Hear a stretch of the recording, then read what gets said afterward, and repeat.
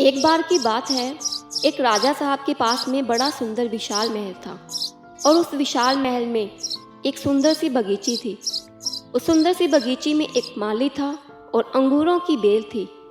माली जो था वो उस बात से परेशान था कि अंगूरों की बेल पे रोजाना एक चिड़िया आकर के आक्रमण करती है और कुछ इस तरीके से वो आक्रमण करती है जिसे कि जो मीठे मीठे अंगूर थे उसे तो खा लेती है और जो खट्टे अंगूर हैं उसे ज़मीन पर गिरा देती है। माली इस बात से बड़ा परेशान था कि उस अंगूरों के बेल को ये चिड़िया एक दिन तबाह कर देगी। उसने बहुत कोशिश की लेकिन उसको कोई उपाय नहीं मिला। जब उसको कोई उपाय नहीं मिला तो वो राजा के पास पहुंचा और कहा कि मालिक कि आप ही कुछ कीजिए, मुझसे कुछ नहीं हो पा रहा।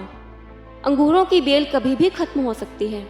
राजा ने कहा कि माली साहब आप चिंता मत कीजिए, आपका काम मैं करूँगा। अगले दिन राजा साहब पहुँचे खुद और अंगूरों की बेल के पीछे जाकर छुप गए और जैसे ही चिड़िया आई राजा ने फुर्ती दिखाते हुए चिड़िया को पकड़ लिया। जैसे ही चिड़िया को पकड़ा, चिड़िया ने राजा से कहा कि हे राजन, मुझे माफ़ करना, मुझे मत मारो, मैं आपको 4 ज्ञान की बातें बताऊंगी। राजा बहुत गुस्से में थे।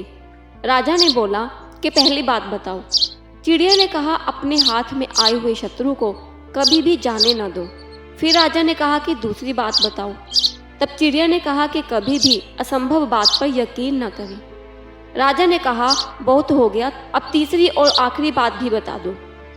तब चिड़िया ने कहा कि बीती बात पर पछतावा न करें।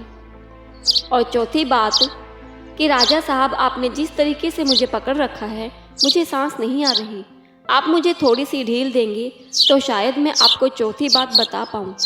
राजा ने हल्की सी ढील दी और चिड़िया फुर करके डाल पे बैठ गई। चिड़िया ने कहा मेरे पेट में 2 हीरे हैं।